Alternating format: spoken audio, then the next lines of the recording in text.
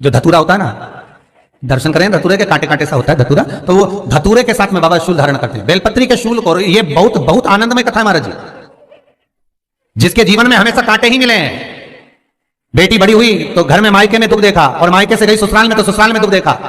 ससुराल में भी दुख देखने के बाद में भी पति को बहुत कुछ काम खुलवाया, बहुत धंधे खुलवाए, नौकरी लगवाई, पर वो पति बार बार छोड़ कर आ गया, बार बार तकलीफ भोग रहा है, बार बार कष्ट भोग रहा है।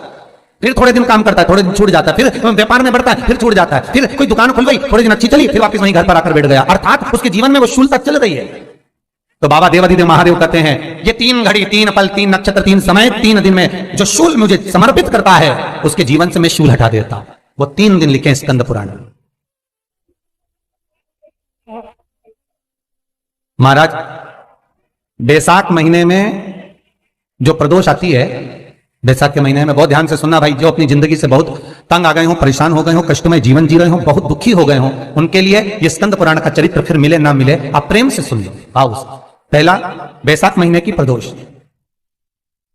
चाहे वो शनिचरी प्रदोष हो, चाहे रविवार की हो, सोमवार की हो, मंगल की हो, बुधवार की हो, गुरुवार की हो, शुक्रवार की हो, शनिवार की हो, कोई भी वार की हो, पर बैसाख महीने की प्रदोष, प्रदोष काल में शाम का समय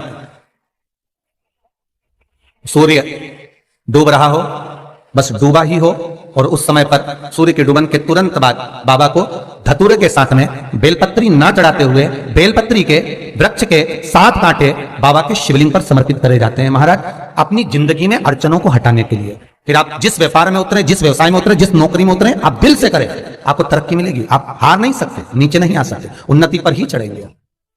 एक वैशाख मास की प्रदोष। दूसरा, शिवरात्रि के दिन मध्याह्न का समय महाराज, जो बड़ी शिवरात्रि होती है माघ की, बड़ी शिवरात्रि के अंतर्गत मध्याह्न का समय है, दोपहर के ठीक 12 बजे, चाहे फिर वो कोई भी दिन हो महाराज, शिवरात्रि जिस दिन पड़ रही हो, उस दिन भी धतूरे के साथ बाबा को 7 कांटे बेलपत्री के वृक्ष के समर्पित होते हैं महाराज।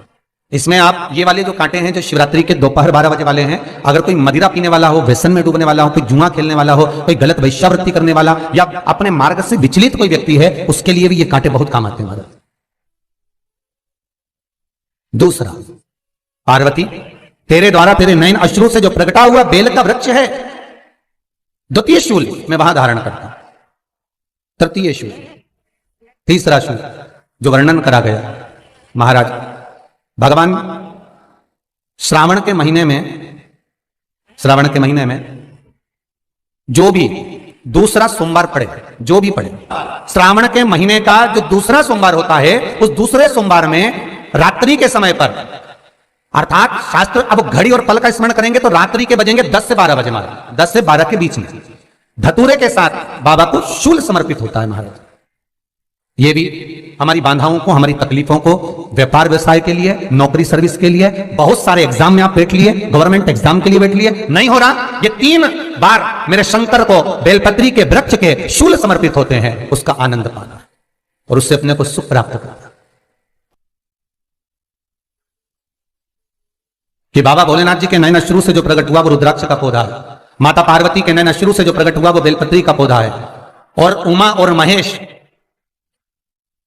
जिस महेश के वंशज है महेश्वरी, जिनकी 12 धाम प्रगति है भगवान महेश के द्वारा,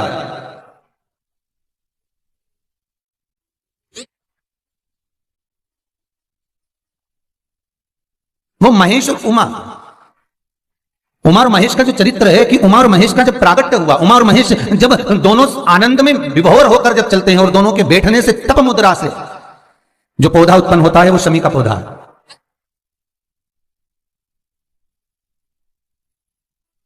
शमी का पौधा।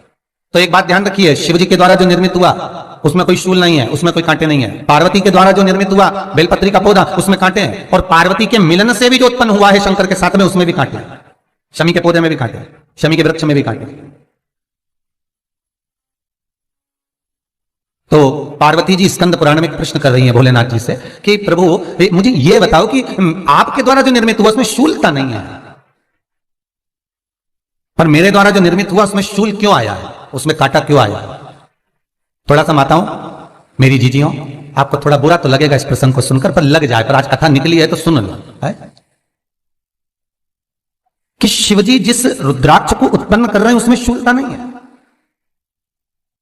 पर पार्वती जी जो संग में मिली हैं उसमें भी शूलता है, और पार्वती के द्वारा जो प्रकट हुआ बेलपत्र उसमें भी शूलता है। तो भगवान महादेव बोलते हैं, पार्वती मैं तुझे कुछ कहूं और कहने पर तुझे तेरे हृदय में कोई बात चुभे, शूल लगे तो मुझे ठीक नहीं लगेगा। नहीं नहीं नहीं, आप कहिए प्रभु, मैं सुनने के लिए तैयार हूं, आप तो बोलो कि कारण क्या है।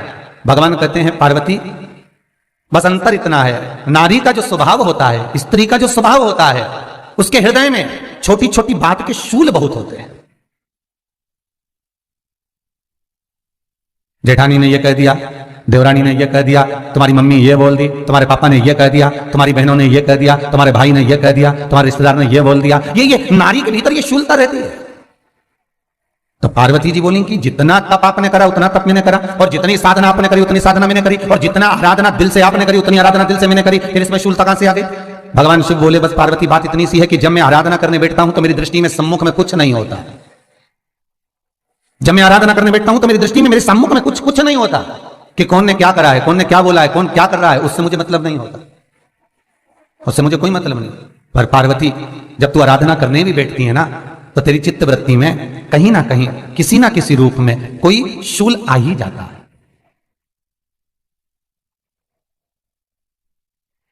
कई माताओं की आदत देखी साहब, भगवान की सेवा करने बैठी है तो भी भीतर थोड़ा सा शूलता भरी हुई है। महाराज बताओ, इतने सारे भगवान इकट्ठे कर लिए, मैंने बोला था बहू से कि वहां रख लेती है, बताओ इतने सारे यहां पर लाकर रख दिए हैं, अब इसकी सेवा करना पड़ रही है, अब ये करना पड़ रहा है। प्रसाद लेने के लिए रसोई घर में गई, भगवान का भोग लगाने के लिए, तो उसमें भी शूलता आ गई। इतने घंटों से मैं सामान ढूंढ रही, फ्रिज में मिल ही नहीं रहा, मैंने रखे गई थी, भगवान जाने कहां चले गए। भगवान को वस्त्र पहना रही है तो शूलता है। अलमारी का ड्रॉज खोला, इसमें मैंने सामान रखा था, ना जाने भगवान का श्रृंगार कहां चले गया, कौन ने हाथ लगाया, फिर शूलता आ गई। भोजन करने बैठे तो शूलता है, कोई कार्य के लिए जा रहे हो तो शूलता है। अर्थात कहीं ना कहीं नारी के जीवन में शूलता बनी हुई है। और पार्वती जब तुम भजन करो, तप करो, साधना करो, भक्ति करो, उसमें शूलता नहीं होना चाहिए।